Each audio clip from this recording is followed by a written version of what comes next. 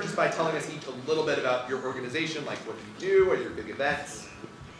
I'm president of the Muslim Student Association. We do all sorts of like social events, educational events, spiritual events for non-Muslims and Muslims.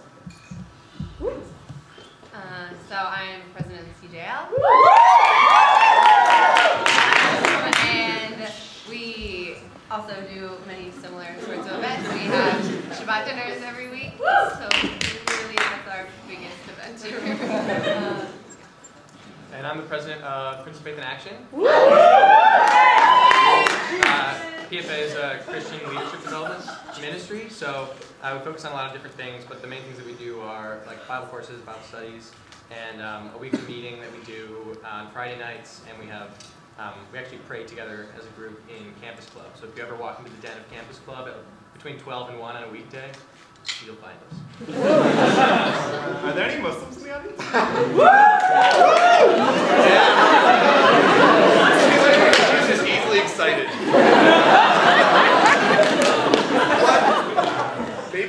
Maybe there could be. Adam and I are on the market for religions. So, what should we do? We're very open.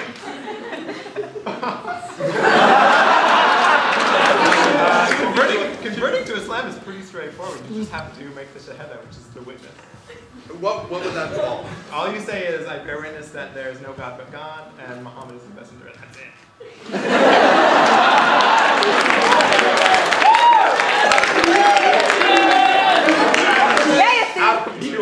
You just did it right here.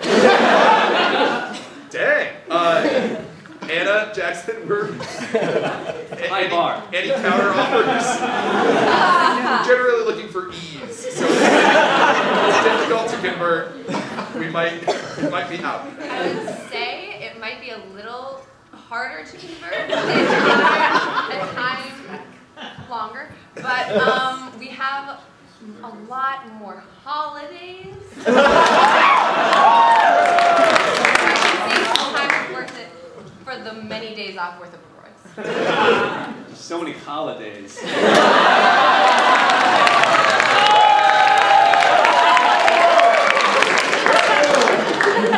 I'm shutting up.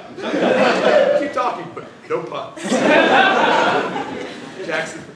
Well, I think I'm in the situation of being a part of one that people probably know most about, for better or worse, religiously. And so it maybe puts me in an awkward spot in terms of telling you how you want to be a part of Christianity. But I personally would recommend it. Such a Christian answer.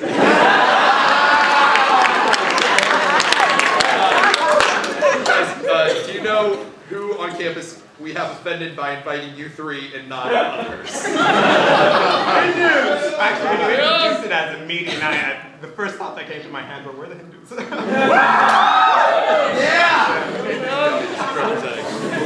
So, one thing, do you guys feel that people sort of get more religious in college, or kind of what, if your organizations play a part, or like you see people sort of casually getting involved? I don't know what the kids are up to these days.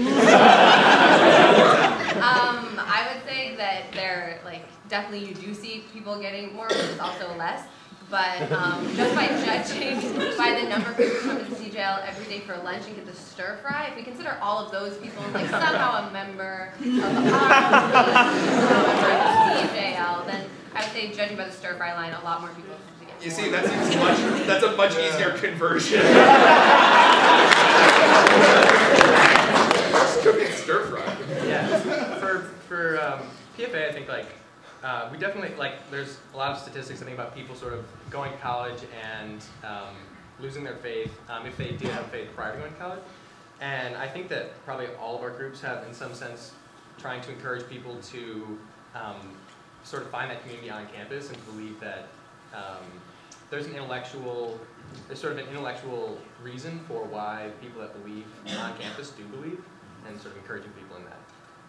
That's awesome. So we have two games to play with our guests here tonight.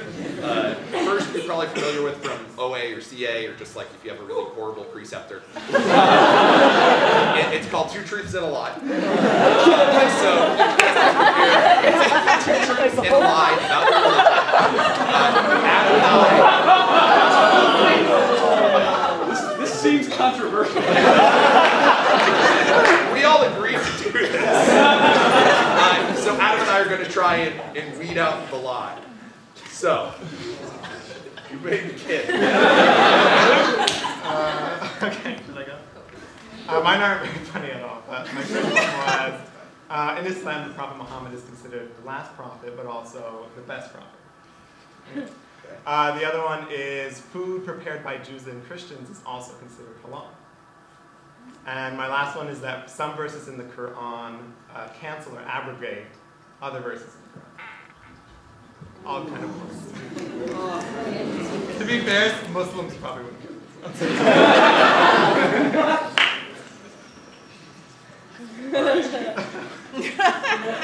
This feels more controversial than it actually is. I'm going to go 1 because I don't remember it. It's the one that I felt most confident in. All right, I'm going to go with number 2. Seems very technical, the ways in which food can be made halal, so I'll go with number 2. The lie is number 1. Yes! The Quran says there's no distinction made between any of God's messages. Interesting. I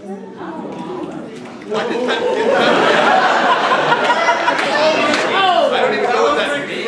All right, yeah. Thank you, Lucy. That was delightful. Yeah. Mine are all based around holidays, either real or made up. So, my first one is that there is a holiday in which you must walk around some sort of body of water 7 times while saying, like, certain blessing. My second one is that there is a holiday which I think beforehand there's a custom to swing a chicken around your head while reciting certain blessings. And the third one is that there is a holiday where you must walk around in a circle with various branches and fruits while saying certain blessings. There's just a lot of circle walking. All right, so I actually know that number 2 is true. I've heard of this practice, the waving the chicken. So, I don't think branches and fruits are kosher. Number 1 just sounds like a water park.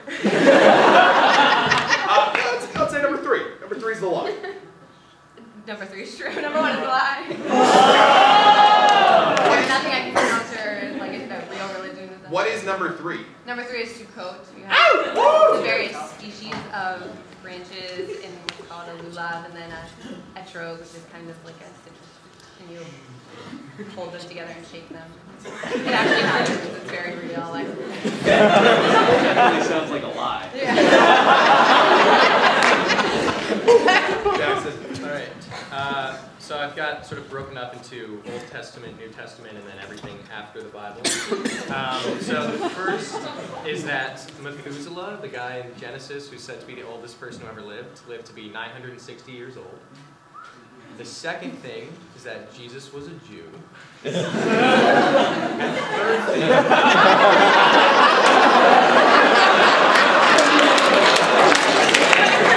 third thing is that Luther was a Catholic.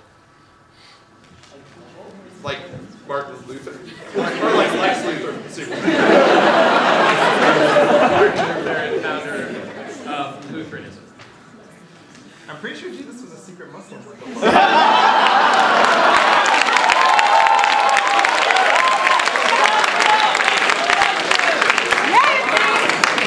All right. So, all right, Luther definitely started as a Catholic because he posted the... But afterward, did he stay?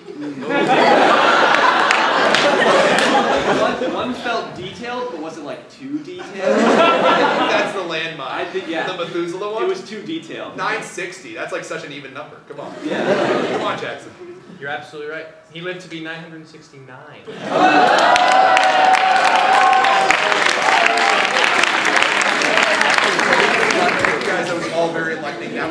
Adam and I have sort of a lightning round of our own.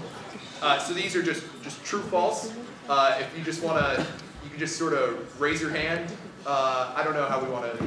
We can just go like down the line. Yeah, we'll go down the line. All right, so just a few true-false questions as pertaining to. We have to answer as quickly as possible. Yes, truthfully and honestly as possible. Okay. Number 1. God can create a weight so heavy he can't lift it. Anna? True. Oh, all right. Well, that was inconclusive. Whoa.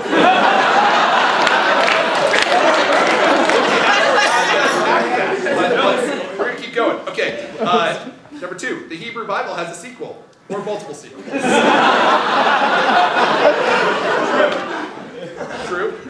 There are other things.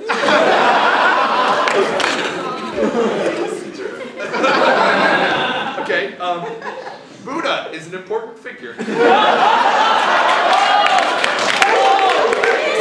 true. Say true. Why? There are some Muslims in China who believe Buddha was actually a prophet. Interesting.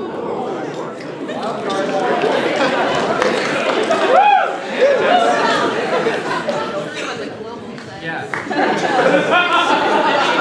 Objective sense. Okay, fine.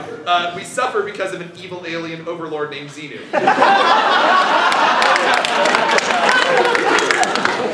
He's a genie, maybe, false. Cloven hooves are the best hooves. I don't know that. Do you have a pocket Old Testament? We'll gloss over that one. Okay. Shellfish, totally cool to eat.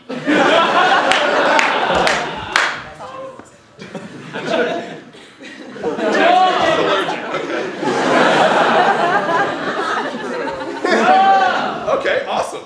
And finally, all praise and all thanks are to God. True. True.